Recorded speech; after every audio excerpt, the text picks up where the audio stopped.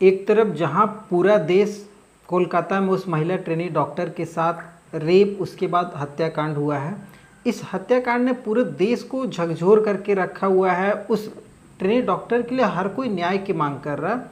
तभी अचानक देश के दूसरे हिस्से में दो नाबालिग छोटी लड़कियां जिनकी उम्र महज 4 साल है, उन बच्चियों के साथ यौन शोषण की घटना निकल करके आती है। और ये मामला जो था अंदर खाने चल रहा था, लेकिन ये उजागर नहीं हो रहा था। ये उजागर तब होता है जब एक महिला पत्रकार उस स्कूल में पहुंचती है जहां उन बच्चियों के साथ यौन शोषण की घटना घटी थी। जब वो वहाँ रिपोर्टिंग वगैरह करने पहुँचती हैं, इस खबर को थोड़ा हाईलाइट करने की कोशिश करती हैं, तो वहाँ का जो नगर निगम अध्यक्ष होता है, पूर्व नगर निगम अध्यक्ष जो था, वो उस महिला पत्रकार से बदसलूकी करने की कोशिश करता है। कहता है कि तुम इस मामले को इस तरीके से हाईलाइट कर रही हो जैसे लग रहा है कि ये सब जो दुष्कर्म है तुम्हारे साथ हुआ है। अब ये जो भाषा का प्रयोग है, अगर कोई भी व्यक्ति किसी भी लोगों के लिए, चाहे वो पुरुष हो चाहे महिला हो, अगर ये किसी के लिए भी करता है तो एक अपने दिल की भावना को बहुत चोट पहुंचती है।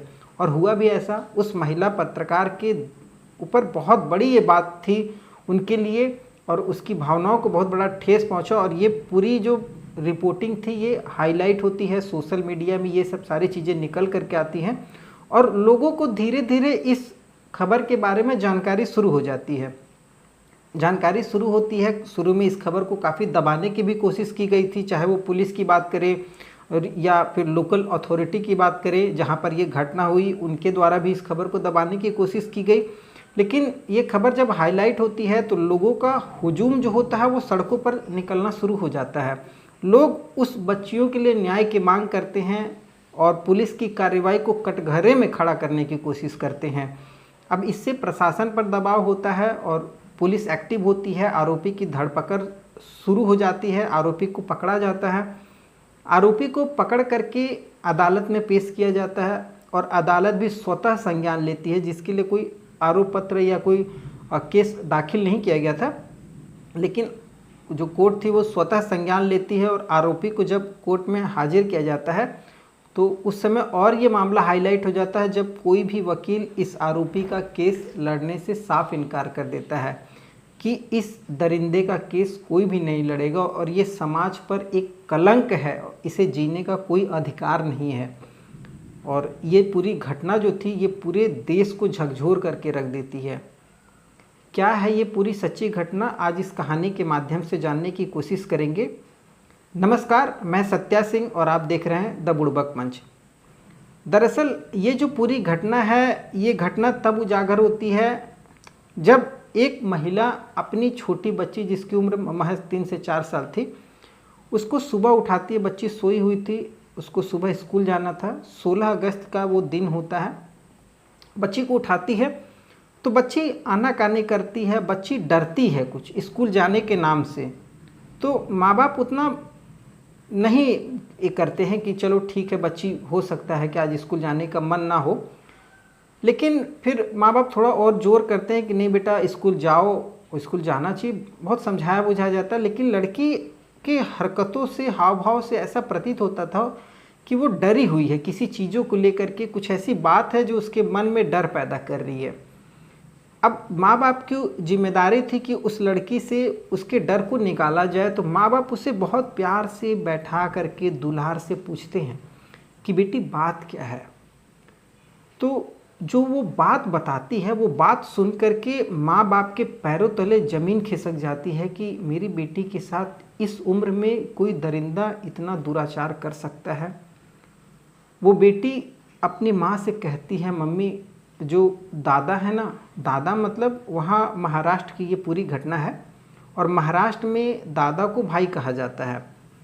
तो दादा जो है ना वो मेरे साथ ना गंदा काम किए हैं। तो माँ और पूछती है कि बेटी क्या हुआ है। तो बेटी बताती है कि माँ मेरे कपड़ों को खोल करके दादा मेरे नीचे अंगों, मतलब इतना आपको मैं बता नहीं सकता हूँ इस तरीके से ये बच्ची उस माँ को बताती है और बताती है माँ मेरे नीचे वाले अंगों में बहुत दर्द कर रहा है, उसके गुप्तांगों में बहुत दर्द हो रहा था और माँ को ये चीज़ समझते देर नहीं लगती है और माँ को ये समझ में आ जाता है कि मेरी बेटी के साथ दरिंदगी हुई है, और वो इन चीज़ों को उस समय अपने आप को संभालने की कोशिश करती है, और वो अपनी ही निकट जो अस्पताल होता है उस अस्पताल में जाती है। उस माँ अपनी बच्ची को लेकर के, वो परिवार वहाँ जब जाती है तो वो अपने उस लड़की के एक और फ्रेंड होती है, उस फ्रेंड को भी ये माँ बाप फ़ोन करते हैं, तो वो भी बताते हैं कि मेरी भी बेटी इस तरीके से बता रही है और वो भी स्कूल जाने के नाम से डर रही है। तब ये दोनों फैमिली अस्पताल में होते हैं। वहाँ डॉक्टर जब इन दोनों बच्चियों को देखते हैं तो बताते हैं कि आपकी दोनों मतलब आपकी बच्चियों के साथ यौन शोषण हुआ है। और जब ये बात माँ बाप को पता लगती है तो माँ बाप अब करे तो करे क्या। माँ बाप उस स्कूल में पहुँचते हैं जहाँ पर वो बच्ची पढ़ाई करती थी, और वो स्कूल काफ़ी अच्छा, बहुत बड़ा नामी स्कूल है जिसमें लगभग 1200 से अधिक बच्चे पढ़ रहे। तो अगर 1200 की कैपेसिटी है किसी स्कूल में तो आप समझ सकते हैं कि वो स्कूल कितना नामी है। वो स्कूल बहुत नामी भी था। माँ बाप जब ये शिकायत लेकर के पहुँचते हैं तो उनके सामने ये जो शिकायत है काफ़ी छोटी नज़र आती है। उनको लगता है कि इस मामले को रफा दफा कर दिया जाए और मामला यहीं पर सलटा दिया जाए। तो स्कूल से कोई ऐसा कार्रवाई या आश्वासन नहीं मिलता माँ बाप को। माँ बाप घर आते हैं और फिर माँ बाप इस बात की शिकायत पुलिस स्टेशन में करने की कोशिश करते हैं कि हो सकता है कहीं ना कहीं पुलिस हमारी कुछ मदद ज़रूर करेगी। तो माँ बाप पुलिस में भी जाते हैं थाने में शिकायत दर्ज करवाने, लेकिन जो थाने के इंस्पेक्टर होते हैं, कांस्टेबल, हेड कांस्टेबल, वो इस शिकायत को उसी तरीके से जैसे स्कूल में इस मामले को लाइटली लिया गया, वो भी इस तरीके से मामले को लाइटली लेते हैं। अब परिवार जब देखता है कि कोई भी चारा नहीं है, कहीं से कोई मदद नहीं निकल करके आ रही है, तो वो एनजीओ और जो सहायता समूह वगैरह होते हैं उनके पास अपनी शिकायत लेकर के पहुंचती है। तो वो इन बातों को सुनती हैं गंभीरतापूर्वक और सुन करके उस परिवार के साथ उस पुलिस स्टेशन पहुंचती हैं जहां पर शिकायत दर्ज करवानी होती है। वो शिकायत एनजीओ और लोगों की मदद से, उनके दबाव की वजह से उस थाने में शिकायत दर्ज हो जाती है। शिकायत दर्ज होने के बाद अब पुलिस को कार्रवाई का भी दबाव पड़ता है। भाई लाइमलाइट हो चुका है, केस हाईलाइट है और लोगों का दबाव भी है, और ऊपर से महिला पत्रकार के साथ बदसलूकी भी इसी दौरान हो जाती है। ये घटना धीरे धीरे सोशल मीडिया पे और लोकल न्यूज़ चैनलों में हाईलाइट होना शुरू हो जाती है, और जैसे जैसे ये पूरी खबर हाईलाइट होती है कि पुलिस इसमें कोई कार्रवाई नहीं कर रही है और इतनी बड़ी स्कूल का ये मामला है, तो उस स्कूल में और भी अभिभावक थे जो अपनी बच्चियों को लेकर के बहुत ज़्यादा डरे सहमे हो जाते हैं। वो घर से बाहर निकल जाते हैं अपनी बच्चियों की सुरक्षा के लिए। अब जब अभिभावक घर से बाहर निकलते हैं, स्कूल पर धरना प्रदर्शन शुरू हो जाता है। काफ़ी अभिभावक गार्जियन स्कूल पर पहुंच करके इस बात को लेकर के धरना प्रदर्शन शुरू करते हैं और ये मामला धीरे धीरे पूरे शहर में फैलना शुरू हो जाता है। मामला फैलता है, लोग अपने अपने घरों से बाहर निकलना शुरू हो जाते हैं। लोग उस परिवार को, उस बच्ची को न्याय की मांग करने लग जाते हैं कि इन बच्चियों के साथ जो भी हुआ है, जिसने भी गलत किया है उसको सज़ा मिलनी चाहिए और वो जल्द से जल्द पकड़ा जाए। अब जब लोग जमा होने लगते हैं और भीड़ जो होती है वो एक रेलवे स्टेशन पर पहुंच जाती है और रेलवे स्टेशन पर जाकर के पटरियों तक को जाम कर दिया जाता है। उत्तर रेलवे का पूरा आवागमन बंद। अब सभी कोई परेशान है, पूरा रेलवे ट्रैक जाम है और ये रेलवे ट्रैक बताया जाता है अंबरनाथ से करजत चलने वाली जो भी ट्रेनें थी वो सब कैंसिल हैं, सभी रुक जाती हैं। जो यात्री जहां है वहीं ठहर जाते हैं। मामला तूल पकड़ लेता है और ये मामला महाराष्ट्र के मुख्यमंत्री, उप मुख्यमंत्री तक जब ये पहुंचता है कि इस दो छोटी बच्चियां जिनकी उम्र 4 साल से भी कम है, 3 साल 4 साल, उनके साथ यौन शोषण हुआ है, तो अब सरकार का भी दबाव आता है पुलिस पर बहुत ज़्यादा, और पुलिस जो होती है वो एक्टिव हो जाती है और पुलिस आनन फानन में इस पूरे घटनाक्रम को इतनी त्वरित तरीके से कार्रवाई करती है, जिसमें आरोपी की धरपकड़ शुरू हो जाती है। अब आरोपी जो था वो एक व्यक्ति है जिसका नाम अक्षय शिंदे बताया जा रहा है, और वो ये पूरी घटना को अंजाम दिया था 13 अगस्त को सुबह 9 बजे। सुबह 9 बजे इन 2 लड़कियों के साथ यौन शोषण किया था, और ये पूरी घटना 16 अगस्त को उजागर होती है। 13 को ये घटना अंजाम दिया, 14 को 15 अगस्त का रिहर्सल वगैरह था, और 15 अगस्त को तो वैसे भी छुट्टी रहती है। फिर 16 अगस्त को जब लड़कियां स्कूल जाने के लिए तैयार होती हैं तो वो मना करती हैं, तभी ये पूरा मामला उजागर होता है। अब बताइए 13 अगस्त से वो लड़कियां कितनी डरी सहमी, किस दर्द में अपनी दिनों को गुजार रही होंगी। ये मतलब अपने आप में एक सोचने की बात है कि कोई 3-4 साल की बच्ची के साथ इतना बड़ा अपराध कर दिया है। तो वो अक्षय शिंदे को जब पुलिस गिरफ्तार करती है और पुलिस उस स्कूल में लेकर के जाती है इस आरोपी को, तो वहाँ पता चलता है कि ये आरोपी जो है ये उस स्कूल में सफाई कर्मी का, मतलब टॉयलेट वगैरह साफ़ करने का काम करता है, और उसी अस्पताल में उसके माँ बाप भी काम, अस्पताल नहीं, उसी स्कूल में इसके माँ बाप भी काम करते हैं। तो अब उस स्कूल प्रबंधन की जिम्मेदारी थी कि आखिर लड़की है, बच्चियाँ है, तो बच्चियों से उस आदमी का कैसे कनेक्शन जुड़ रहा। तो बताया ये गया है कि स्कूल में जो 2 महिला वार्डन भी रखी गई थी। वार्डन मतलब सहायिका होती हैं जो छोटी छोटी बच्चियों को क्लासरूम से अगर बाथरूम वगैरह जाना है तो वो साथ में लेकर के जाया करती थी, लेकिन अब वो नहीं थी या अपने काम को जिम्मेदारी से नहीं कर रही थी। अब ये जो लड़का था अक्षय शिंदे, ये उस लड़कियों को लेकर के जाता बाथरूम वगैरह में। अब ये इस तरीके का कृत्य किया है इन लड़कियों के साथ, जो अपने आप में बहुत ज़्यादा सोचने पर मजबूर कर रहा है कि कोई व्यक्ति इतना कैसे गिर सकते हैं यार, कि मतलब 3 से 4 साल की छोटी बच्चियां हैं वो। और बताया ये जाता है कि आरोपी जो है 23 साल की उम्र है अक्षय शिंदे का, और इस 23 साल में इसकी 4 शादियां हो चुकी हैं। अब आप सोच सकते हैं कि कोई व्यक्ति 23 साल की उम्र का है और उसकी 4 शादियां हो चुकी है, और चारों शादियां उसकी टूट चुकी हैं। तो कहीं ना कहीं ये आरोपी जो शुरू से ही ऐसी मानसिकता रखता है जिसकी मतलब कोई कल्पना ही नहीं कर सकता है। आखिर 1 शादी होती है, 2 शादी होती है, 3 शादी, 4 शादियाँ जिसकी टूट चुकी हैं, और वो व्यक्ति बिना किसी उसका बैकग्राउंड को चेक किए हुए एक कॉन्ट्रैक्टर के थ्रू वो इस स्कूल में नौकरी पा जाता है, जिस स्कूल में छोटी छोटी मासूम बच्चियाँ पढ़ाई कर रही हैं। उस कॉन्ट्रैक्टर को भी ब्लैक लिस्टेड किया गया है स्कूल प्रबंधन के द्वारा। स्कूल प्रबंधन ने उस प्रिंसिपल को और कुछ टीचर हैं और जो महिला स्टाफ थी इन लोगों को भी निलंबित किया है, क्योंकि इन्होंने समय से कार्रवाई नहीं की थी। भाई गार्जियन जब कंप्लेन किया तो आपको ये पूरी जानकारी को सीरियसली लेकर के पुलिस में इन शिकायत को लेकर के जाना चाहिए था, वहाँ दर्ज करवाना चाहिए शिकायत, उस माँ बाप को सपोर्ट करना चाहिए।